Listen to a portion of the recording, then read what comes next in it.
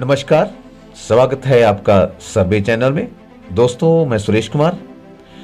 दोस्तों, बात करते हैं प्रधानमंत्री जी की पंजाब रैली की। तो यहाँ पे कांग्रेस के मंसूबे जो भी रहे हों, वो अपने हर मंसूबे में फेल हो गई है। ना खुदा ही मिला, ना बिसाले सनम। कुर्सी की चाह में कांग्रेस बावली हो गई है। एक दूध पीते बच्चे को मुख्यमंत्री बना दिया, ऊपर से जिसको प्रधानमंत्री बनाने का सपना देख रहे हैं वो पहले ही पी है। जिस सेना का सेनापति पप्पू हो तो उसकी सेना भी तो वैसी ही होगी ना। इनको खुन्नस तो मोदी जी से थी और उनके पंजाब दौरे में बचकानी हरकत कर दी। अपनी इस खुन्नस के चलते ये लोग ये भी भूल गए कि मोदी जी प्रधानमंत्री भी है, वो देश के प्रधानमंत्री हैं और यही भूल इनको महंगी भी पड़ेगी और इसकी सजा इनको ये मिलेगी कि अब ये पंजाब की सीट से भी हाथ धो बैठेंगे।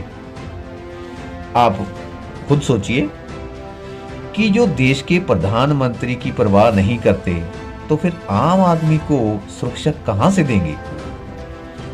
जब इनकी थू थू होने लगी ना, तब भी इनको शर्म नहीं आई और उल्टा तंज कसने लग गए कि जब ऑडियंस नहीं जुटा पाए तो मोदी जी बहाना बनाकर वापस चले गए।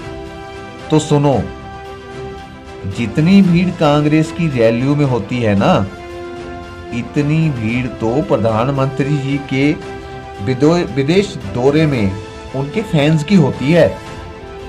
और जो लोग ये कहते हैं कि प्रधानमंत्री डरकर राष्ट्रपति की गोद में बैठ गया, वो भी सुन लो।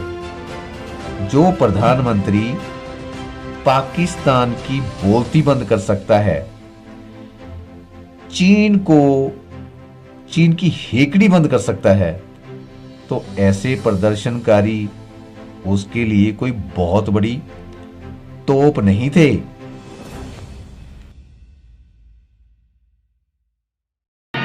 ये कमांडो बड़ा खतरनाक है। तुम्हारा बाप है, पत्ता हिलने से पहले ही पेड़ काट डालता है। समझ रहे हो आप? मोदी जी के लिए भारतवासी अपना परिवार है। वो अपने परिवार से लड़ने में अपनी बहादुरी नहीं समझते। अगर कांग्रेस के साथ ऐसा हुआ होता तो इतने में लाठीचार्ज हो चुका होता।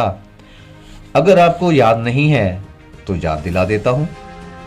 बाबा रामदेव ने जब दिल्ली रामलीला ग्राउंड में जब धरना दिया था तो क्या हुआ था?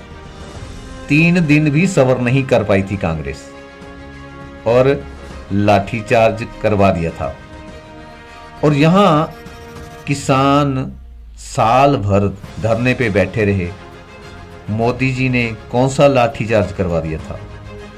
लाल किले पे तिरंगे का अपमान किया, तब भी प्रधानमंत्री जी ने किसी पे कोई एक्शन नहीं लिया। तिरंगे का अपमान कोई छोटी बात नहीं थी, ये हमारे देश के अंदर की बात थी। झंडा उतारने वाले भी भारतीय ही थे, इसलिए मोदी जी ने कोई बड़ा एक्शन नहीं लिया। वो शब्दों की तरह, अपने शब्दों की तरह काम करते हैं कि मैं देश नहीं झुकने दूंगा, देश नहीं मिटने दूंगा। ये सत्ता के भूखे लोग बात नहीं समझ पाएंगे। उनके लिए देश कोई मतलब नहीं रखता, बस उनको कुर्सी चाहिए। इसी लालच में उल्टे सीधे जो भी कुर्सी के लिए करना पड़े ऐसे काम वो कर जाते हैं। और आज 7-8 सालों से इसीलिए तो दिल्ली से बाहर हैं, भटक रहे हैं।